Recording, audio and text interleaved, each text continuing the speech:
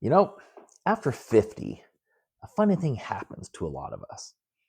We finally have money to spend, but when actually trying to enjoy it, there's this little bugger inside our head that whispers, should you really be spending that? Now, that voice, that's guilt the accountant. I'm not really sure why mine had an accent, but it's really the invisible CFO that lives rent free in your head. Hi, I'm Scott Mullet. I spent a few years as a CFO, so I know this feeling. On the Wise Lane today, we're expanding on a topic from episode 1, the Joy ROI, or return on investment, and how to differentiate that from plain old feeling guilty. Because darn right, you earned it. And life after 50, it isn't about hoarding pennies. It's about investing in joy. So let's quiet the voice of guilt the accountant, whatever accent it might be in, and turn your spending into something that feels good and makes sense. So first, we're going to start with the root cause of spending guilt.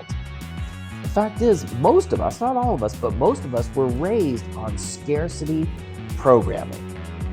We were taught that saving equals safety and spending equals danger, danger, danger.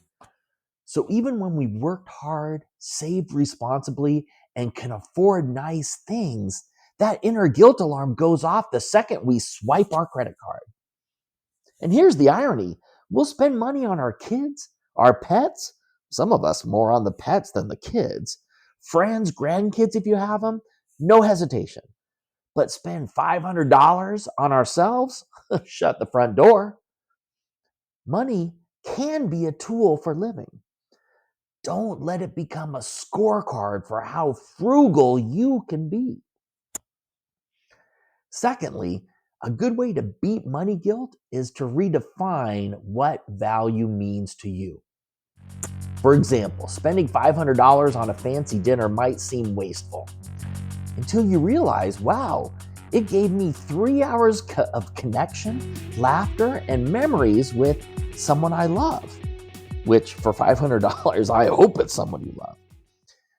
That return on emotion contributes to your joy return on investment. Most retirees overspend emotionally, not financially. They confuse pleasure with purpose. Pleasure fades fast. Purpose lasts. So when you spend, ask, is this a purchase that aligns with the life I want now? If the answer is yes, that's not guilt. That's wise spending. And it deserves a high joy ROI.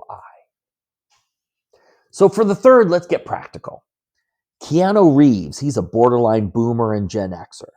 He once said, the simple act of paying attention can take you a long way. He really did say that, and it was not from Bill and Ted. Anyway, my point is, here comes some good stuff, so pay attention to this. Many financial advisors have a 3-bucket rule for investing. You've got your income, your safety, and your growth buckets, 3 buckets. So expanding on that, here's a 3-bucket rule to aid in guilt-free money spending. So bucket 1, this is your freedom bucket. Say 70% allocation. It covers your essentials, your housing, your insurance, your peace of mind. Peace of mind money. No guilt here. This bucket keeps you independent and hopefully out of jail and off the streets. Now, bucket number 2, that's your fun bucket, right? Let's say 15%. This is where the joy ROI lives. Your trips, your hobbies, your new experiences. If it's in this bucket, you got to spend it. It's not optional. It's a promise to yourself. Now, bucket 3, that's the future. Let's say it's also 15%. That's investments, charitable giving, legacy plans. This keeps your values alive after you are not alive. Now, of course, these percentages will vary for each individual and your particular financial situation. But make sure that bucket one gets prioritized because it is hard to have any fun or a future if you can't live on a day-to-day basis, right? But the principle remains. Separating into buckets can help the guilt disappear. Every dollar has a purpose. You're not being reckless. You're being responsible and intentional. And here's a secret. Enjoying money isn't about the amount. It's about permission. Give yourself permission to enjoy the life you work for. Financial freedom isn't meant to protect money from life. It's meant to keep life from running empty while you are still protecting money. Does that make sense? Even if it doesn't, what I'm saying is buy that nice case of wine. Take that trip. Spoil your kids, your spouse, your friends, your pets, but please don't forget to spoil yourself. Use those buckets. Find that high ROI for joy, because that's not guilt, that's gratitude with a premium rewards-based credit card. Future episode spoiler alert.